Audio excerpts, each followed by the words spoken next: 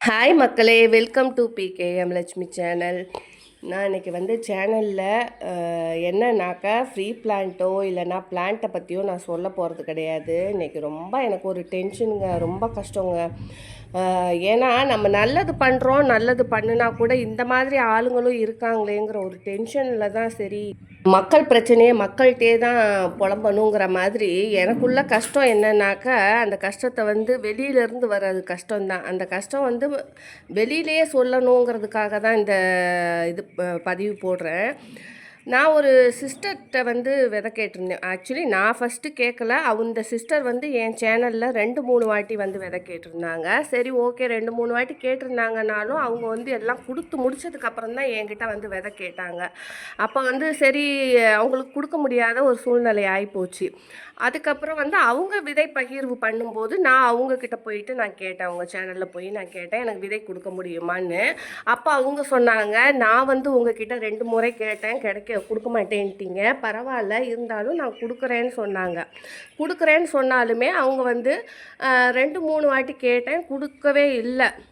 சரி, ஓகே, அதுக்கப்புறமேட்டு நம்ம போயிட்டு அவங்கள ஏன் தொல்லை பண்ணுவானேன்னு சொல்லிட்டு வேணாம், அவங்க பிஸியாக இருக்காங்க, அவங்களும் ஒரு ஒரு அரசாங்க வேலையில் இருக்கிறாங்கங்கும்போது நம்மளை அவங்கள டிஸ்டர்ப் பண்ணக்கூடாதுங்கிறதுனால நானும் விட்டுட்டேன். அதுக்கப்புறம் சரி, ஓகே, அதுக்கப்புறம் நான் அவங்க பேச்செல்லாம் கொஞ்சம் நல்லா, அதான் சொல்லுவாங்க இல்லையா, பேசுகிறத வச்செல்லாம் யாரையும் கெஸ் பண்ணிட முடியாதுன்னு. அவங்க பேச்சு நல்லா இருக்கிறதுனால சரி, அவங்க நல்ல குணமாக இருக்காங்கன்னு சொல்லிட்டு அவங்கக்கிட்ட பேச ஆரம்பித்தேன். அப்போது அவங்களாம் சொன்னாங்க, நானாக கூட லாஸ்ட் டைம் கேட்கல, அவங்களே சொன்னாங்க, உங்களுக்கு விதை அனுப்பணும்னு நினச்சேன், அதனால் என்னால் அனுப்ப முடியல, நான் உங்களுக்கு அனுப்புகிறேன் அப்படின்னு அவங்களாம் சொன்னாங்க. சரி, ஓகே, அனுப்புங்க சிஸ்டர்னு சொல்லிவிட்டு என்னோடய அட்ரஸ் எல்லாமே கொடுத்து விட்டுருக்கேன்.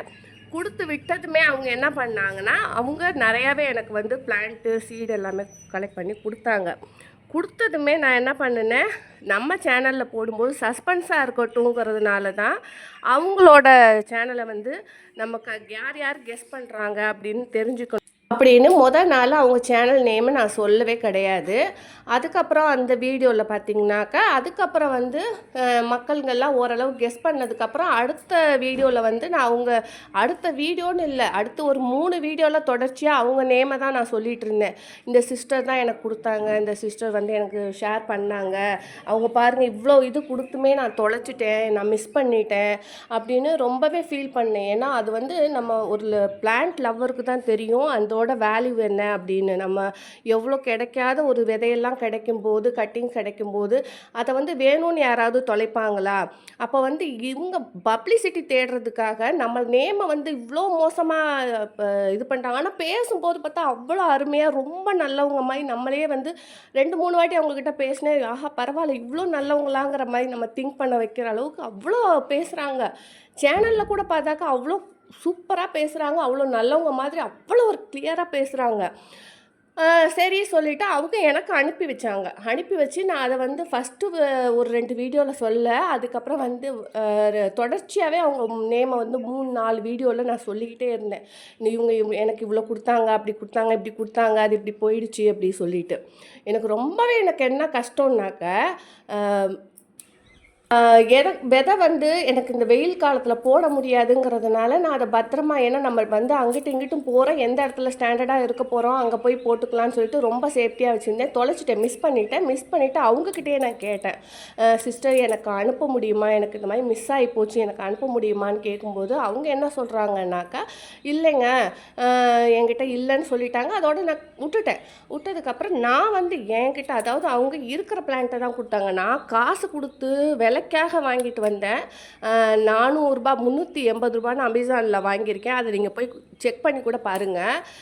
380க்கு வாங்கினேன். இந்த சீன கத்திரின்னு 1 ஃபீட்டு, அந்த சீன கத்திரி விதை போட்டு, அடினியம் விதை போட்டு, பால்சமில் 4 கலர் விதை போட்டு, அதுக்கப்புறம் எக்ஸ்ட்ரா நிறைய பூ விதை எல்லாம் போட்டு விட்டு, கட்டிங்ஸ் வச்சு விட்டு, அப்புறம் அவங்க கேட்ட நிறைய கட்டிங்ஸ்லாம் 1-2 பிளான்ட் கட்டிங்கும் அதோட வச்சு விட்டு அவங்க கைக்கு அது அனுப்புறதுக்காக 95 ரூபா பே பண்ணி ரிஜிஸ்டர் பண்ணி அவங்களுக்கு அனுப்பி விட்டுட்டேன்.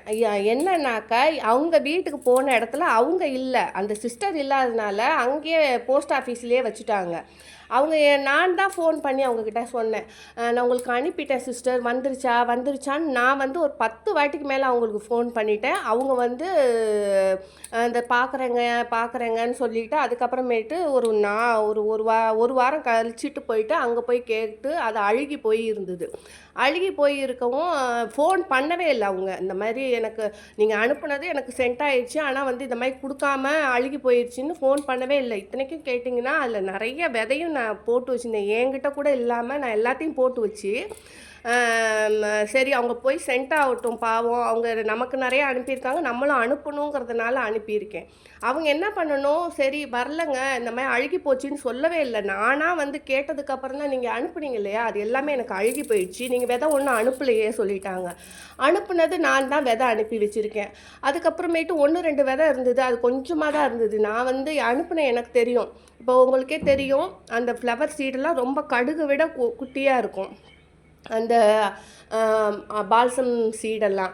அதே மாதிரி அடினியம் சீடு, கத்திரி சீடு, அது மாதிரி எல்லாமே நான் அனுப்பி வச்சு இல்லைன்னு சொல்லும்போது எனக்கு ரொம்பவே மனசு கஷ்டமாக இருந்தது. சரி ஓகே பரவாயில்ல, அவங்களுக்கு தெரிஞ்சது அதுதான், அவங்க சொல்லாட்டி பரவாயில்ல, சரி இப்படி ஆகிப்போச்சு. நானும் அனுப்பணும், சென்னைக்கு போனாக்க இன்னொரு வாட்டி கூட அந்த சிஸ்டருக்கு அனுப்பி வைக்கணும்னு நான் நினச்சிட்டு இருந்தேன். திடீர்னு என்னோடய சப்ஸ்கிரைபர் வந்து என்கிட்ட சொன்னாங்க, உங்களை வந்து ஒரு சேனலில் வந்து உங்கள் நேம் சொல்லாமல் உங்களை வந்து பேசுகிறாங்க, அவங்க உங்களுக்கு கொடுத்த சீடெல்லாம் நீங்கள் தொலைச்சிட்டிங்களாமே அப்படின்னு அந்த சிஸ்டர் வந்து என்கிட்ட கேட்கும்போது, அதுக்கப்புறம் தான் நான் அவங்க சேனலில் போய் நான் பார்க்குறேன், என்னை பற்றி பேசியிருக்கிறாங்க, நேம் சொல்லாமலே பேசியிருக்காங்க. எதுக்கு அது சொல்லலாமே, நேர்லேயே சொல்லிட்டு போகலாமே, சிஸ்டர் நீங்கள் கொடுத்தது இப்படி போயிடுச்சு, நான் வந்து சொல்கிறேன் இல்லையா, நான் வந்து அவங்க நேம் வந்து மற்றவங்க அனுப்பும்போது அவங்க நேம் சொல்கிறாங்க, நான் அனுப்பின நேம் வந்து சொல்ல மாட்டேங்கிறாங்க அப்படின்னு சொல்கிறாங்க. மற்றவங்க அனுப்பின நேம் வந்து அவங்க சேனல் வச்சுருக்கல, எந்த சேனலும் வச்சுருக்காதனால எனக்கு இந்த கன்னியாகுமரி சிஸ்டர் எனக்கு வந்து கட்டிங்ஸு விதையெல்லாம் வந்து ஷேர் பண்ணினாங்க அப்படின்னு நான் அவங்க நேம் சொன்னேன். இவங்க சேனல் வச்சுருக்காங்க, அதனால நான் வந்து சேனல் நேம் நான் வந்து 2-3 வாட்டி நான் வெளியில் நான் சொல்லிட்டேன். அதை ஃபஸ்ட்டு வாட்டி சஸ்பென்ஸாக வச்சது நம்ம சேனல் வியூஸ் போகணும், சரி மக்களும் கெஸ் பண்ணுறாங்களான்னு பார்க்கலாம் சொல்லிட்டு சொன்னேன் தான். அதுக்கப்புறம் வந்து நான் 2-3 வீடியோவில் அவங்க நேம் சொல்லிட்டேன். அதில் சொல்கிறாங்க, நேமே வந்து நான் மென்ஷன் பண்ணாமல் இந்த மாதிரி சொல்கிறாங்க, விதையெல்லாம் கொடுத்து விட்டு கஷ்டப்பட்டு கொடுத்தேன், அது எல்லாத்தையுமே வந்து நாசம் பண்ணிட்டாங்க, போடக்கூடாதுன்னு நினைக்கிறாங்க. நான் கொடுத்ததை போடக்கூடாதுன்னு நினைக்கிறதா இருந்தால் நான் எதுக்கு இன்னொரு வாட்டி அவங்கக்கிட்ட கேட்கணும் சொல்லுங்கள்? இதெல்லாம் வந்து ஒரு தப்பான மக்கள்கிட்ட வந்து தப்பான ஒரு இதை வந்து எண்ணங்களை வந்து நம்ம மேலே விதைக்கணுங்கிறதுக்காக அவங்க சேனல் வியூஸ் போகணும், அவங்கள வந்து ரொம்ப நல்லவங்க பாவம் இவங்க இவ்வளோ பண்ணியிருக்காங்க, இவங்கள போய் இப்படி நினைக்கிறாங்களேன்ட்டு அவங்களுக்கு நல்ல பேர் கிடைக்கணும் அப்படிங்கிறனால இந்த மாதிரி மைண்ட் செட் இருக்கிறவங்கெல்லாம் வந்து இருக்கிறாங்க. நமக்கு தான் அது தெரிய மாட்டேங்குது. பேசுகிறதையும் பார்க்குறதையும் ரொம்ப 2 வேளை வந்து பேசினாலே அவங்க வந்து நல்லவங்கன்ட்டு அவங்கள பற்றி நம்ம ஒரு மனசில் வந்து நினைக்கிறோம், சரி இவ்வளோ நல்லா கேரக்டராக இருக்கிறாங்களே அப்படின்ட்டு நானே நினச்சேன், சரி பரவாயில்ல இவ்வளோ ஒர்க்குலேயும் மக்களுக்கு இவ்வளோ சேவை பண்ணுறாங்க பரவாயில்ல அப்படின்னு நினச்சிட்டு நானே நிறைய டைம் அவங்கள வந்து ஒரு மோட்டிவேஷனாகவே நினச்சேன். வேலைக்கும் போயிட்டு வீட்டையும் பார்த்துட்டு மக்களுக்கு இவ்வளோ சேவை பண்ணுறாங்கங்கிற மாதிரி தான். ஆனால் எல்லாமே வந்து பார்த்திங்கன்னா ட்ராமான்னு இப்போ தான் தெரியுது. ஏன்னாக்கா இப்போ நம்மக்கிட்ட நல்லா பேசிக்கிட்டே நம்மளை வந்து பின்னாடி இவ்வளோ ஒரு ஜாடமாடையாக பேசுகிறாங்கன்னா அப்போ அவங்க மனசில் என்ன மாதிரி ஒரு எண்ணம் இருக்கும், எவ்வளோ ஒரு அது நேராகவே எனக்கு வந்து அப்படிலாம் பேசணுன்னு அவசியமே கிடையாது. என் மனசில் வந்து ஒருத்தங்களை பின்னாடி ஜாடமாடையாக பேசணுங்கிற அவசியம் கிடையாது. நான் நேராகவே பப்ளிக்காகவே சொல்லிவிடுவேன், என் குணம் அதுதான். எனக்கு வந்து தப்புன்னா அதை நான் வந்து திட்டுவேன், ஏன் இப்படி பேசுனீங்கன்ட்டு நான் நேராகவே கேட்குற கேரக்டரு. இந்த மாதிரி முன்னாடி நல்ல மாதிரி பேசிட்டு பின்னாடி வந்து பேசுகிற கேரக்டர் கிடையாது. அவங்க சேனல் வியூஸுக்காக அடுத்தவங்க எப்படி வேணால் ஜாடமாடையாக பேசலாம் அப்படின்ட்டு நினைக்கிறாங்க. நான்லாம் ஸ்ட்ரெயிட்டாகவே பேசுவேன், இவங்க இப்படி தான், இப்படிப்பட்ட கேரக்டர் தான், இவங்க இவ்வளோ மோசமான ஆள், இவங்க பச்சோந்தினே நான் பேசி விட்டுருவேன். எனக்கு அந்த மாதிரி கேரக்டரு. நான் அந்த மாதிரி வியூஸுக்காகவோ இல்லை சேனலுக்காகவோ நான்லாம் பேசணுன்னு அவசியமே எனக்கு கிடையவே கிடையாது. ஓகே நண்பர்களே, எனக்கு வந்து இதை வந்து நான் ஷேர் பண்ணணும், எனக்கு ரொம்ப மனசு கஷ்டம். ஏன்னா இவ்வளோ நல்லா பேசிட்டு நல்லா பழகிட்டு நம்மளை வந்து இவ்வளோ தப்பான புரிதலோடு மக்கள்கிட்ட போயிட்டு சொல்கிறாங்களேன்னு ஒரு ஆதங்கத்தில் ஒரு கோவத்தில் தான் இன்றைக்கி வந்து இந்த வீடியோவை நான் போடுறேன். ஏன்னா அவ்வளோ ஒரு கஷ்டம். ஏன்னா நான் போடக்கூடாது, அவங்க விதை கொடுத்து நான் போடக்கூடாதுன்னு நினைக்கிறேன்னு சொல்கிறாங்க. அப்படி நினைக்கிறவன் நானே வந்து அவங்கக்கிட்ட கேட்பேனா, அந்த விதை தொலைஞ்சி போனது எனக்கு எவ்வளோ மனசு கஷ்டமாக இருந்தது தெரியுமா? ஐயோ இவ்வளோ ஒரு விதையை நம்ம தொலைச்சிட்டோமே, இந்த வெயில் பட்டத்துக்கு போட்டால் கஷ்டங்கிறனால தான் சரி ஒரு 2 மாதம் போனதுக்கப்புறம் போட்டுக்கலான்னு சொல்லிட்டு பொக்கிஷமாய் வச்சிருந்து தொலைஞ்சி போச்சுன்னு நான் அவ்வளோ ஃபீல் பண்ணிக்கிட்டு இருக்கிறேன். இவங்க இப்படி சொல்கிறாங்களேன்ட்டு எனக்கு ரொம்பவே மனசு கஷ்டமாச்சு கேட்டு. இது வந்து எனக்கு ஸ்ட்ரெயிட்டாக கூட தெரியாது. இன்னொரு நண்பர் வந்து என்கிட்ட சொன்னாங்க. அதுக்கப்புறம் தான் அவங்க வீடியோவை நான் போய் பார்க்கும்போது நம்மளை இவ்வளோ மோசமாக பேசியிருக்காங்க அப்படின்ட்டு எனக்கு ரொம்ப கஷ்டமாகி போச்சு. 2வது வந்து யாருமே இந்த சேனலில் வந்து நல்லவங்க மாதிரி பேசுகிறவங்க எல்லாருமே நல்லவங்களே கிடையாது. சும்மா வந்து சேனல் வியூஸுக்காக மக்கள்கிட்ட பெரிய நானும் நல்ல பொண்ணு, நல்லா பாரு மக்களுக்கு சேவை பண்ணுறேன் அப்படிங்கிற மாதிரி சிம்பத்தி இது பண்ணுறதுக்காக தான் வந்து நிறைய பேர், அதாவது நிறைய பேருங்கிறதுக்கு 80% பேர் அப்படி தான் இருக்காங்க. நான் அப்படி கிடையாது. எனக்கு வந்து என்ன தோணுதோ அதை நான் பேசிட்டு போயிட்டே இருப்பேன். இந்த மாதிரி நடிக்கணும், ட்ராமா பண்ணணும், நம்ம வீடியோ வந்து வியூஸ் போகணும், எனக்கு எந்த அவசியமே கிடையாது. என் சேனலை யாருமே பார்க்கவே தேவையில்லைன்னா கூட பரவாயில்ல. ஏன்னா என்கிட்ட விதை கேட்குறவங்களுக்கு என்னால் முடிஞ்சுதுன்னா நான் கண்டிப்பாக கொடுப்பேன், முடியலன்னா இல்லைன்னு சொல்லிட்டு போயிடுவேன். இந்த மாதிரி அச்சச்சோ அம்மம்மா பாவம் அது மாதிரிலாம் எனக்கு எதுக்கு தேவையா எனக்கு? ஓகே நண்பர்களே, என் கஷ்டத்தை வந்து உறவுகளான உங்ககிட்ட வந்து புலம்பிட்டேன். உங்களோட ஒப்பீனியன் என்ன, அது யாராக இருக்கும்னு உங்களுக்கே ஓரளவு தெரிஞ்சிருக்கும் நான் பேசினதை வச்சு. ஓகே நண்பர்களே, நான் வந்து போன வீடியோவில் வந்து என்னென்ன பிளான்ட் வாங்கினேன், தொட்டி வாங்கினேன்ட்டு லைவில் பார்த்துருப்பீங்க. லைவே போட்டிருப்பேன் நான் அங்கே திருவிழாவில். இருந்தாலும் பார்த்தீங்கன்னா இங்கே பாருங்கள், இதுதான் 3 100 வாங்கினேன் ரோஸ் செடி. நான் வந்து பல்லாவரத்தில் 4 100 வாங்குவேன். ஆனால் வந்து பார்த்திங்கனாக்கா இங்கே வந்து பிளான்ட் இங்கே 100 150 வாங்கிட்டு வந்தோம் இல்லையா ஃபஸ்ட்டு. இப்போ வந்து 3 100 வாங்கினேன் எல்லா ரோஸ் செடியுமே. அதை அப்படியே ஒரு நாள் ஃபுல்லாக வச்சுருந்து எல்லாமே காஞ்சி போயிடுச்சு. அதை வந்து சரி ஃபுல்லாக அந்த இலையெல்லாம் கட் பண்ணிவிட்டு அந்த குட்டி குட்டி தொட்டியெல்லாம் எடுத்து வச்சு விட்ருவோம் அப்படின்ட்டு வாங்கினேன். அப்புறம் தொட்டியுமே நான் பெரிய தொட்டியாக வாங்கினேன். இந்த பிளாக் கலர் முன்னாடியே காமிச்சிருப்பேன் பாருங்கள், அந்த பூ செடி வச்சுருக்கிறதுலையே. ஏன்னா தனியாக வீடியோ எடுத்து இதோட அட்டாச் பண்ண முடியல. அதனால் அந்த இது பார்த்திங்கனாக்கா 70 ருபீஸ். நான் ஏற்கனவே 100 ருபீஸ்க்கு வந்து கேட்டு ஒருத்தன் பீகார்காரங்க கொடுக்கல. அதுக்கப்புறம் சரி வேண்டாம், 100 ருபீஸ் வந்து ரொம்ப ஜாஸ்தியாக இருக்குது வேணான்னு விட்டுட்டேன். அதுக்கப்புறம் பார்த்திங்கன்னா இந்த திருவிழாவில் 70 ருபீஸ் தான் வாங்கினேன். எனக்கு என்னென்னா எங்கே கார்டன் வைக்க போகிறோன்னு தெரியல. அதனால் சரி எதுக்காக அதில் போயிட்டு இன்வெஸ்ட் பண்ணணும் பணத்தை அப்படி சொல்லிவிட்டு சரி அப்புறம் டிசைட் பண்ணிக்குவோன்னு ஒரு 6 பாட் மட்டும்தான் வாங்கியிருக்கேன். அந்த இதுவுமே வந்து எங்கே வைக்கணும்னு டிசைட் பண்ணிட்டு தான் வைக்கணும், அப்படியே இருக்குது. அது நெக்ஸ்ட் வீடியோவில் நான் உங்களுக்கு சொல்கிறேன்.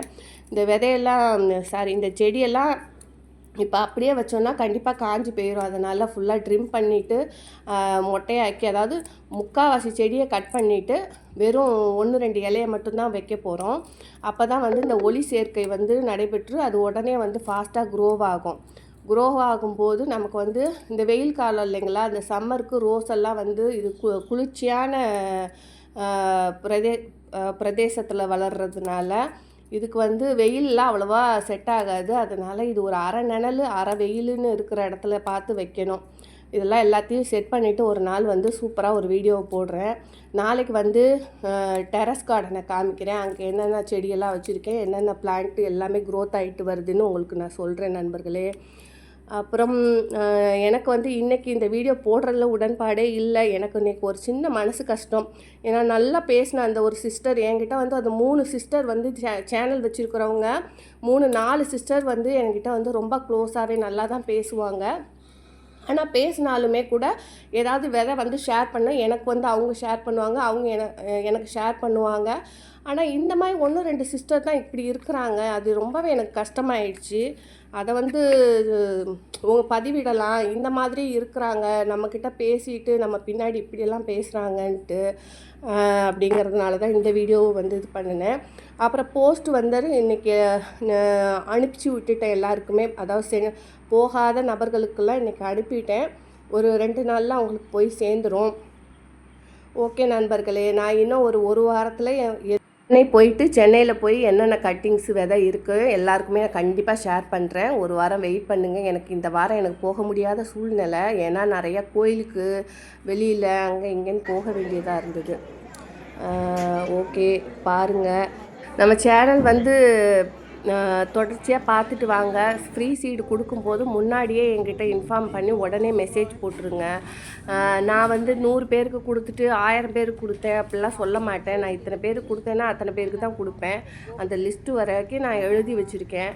ஏன்னா நிறைய பேர் அதை கூட கமெண்ட் பண்ணுறாங்க, சும்மா கொஞ்சம் பேர் கொடுக்குறாங்க கொஞ்சம் பேர் கொடுக்கலன்னு. நான் வச்சுருக்கேன் ஒரு டைரி ஃபுல்லாக எழுதி, 2வது டைரி, அந்த டைரி ஃபுல்லாக முடிஞ்சு போய் 2nd டைரியுமே நான் எடுத்து அந்த நேம் லிஸ்ட்டெல்லாம் எடுத்து வச்சுருக்கேன். பேசுகிற நான் எங்கே பேசிட்டு போட்டுன்னு விடணும். ஓகே நண்பர்களே, பாய்.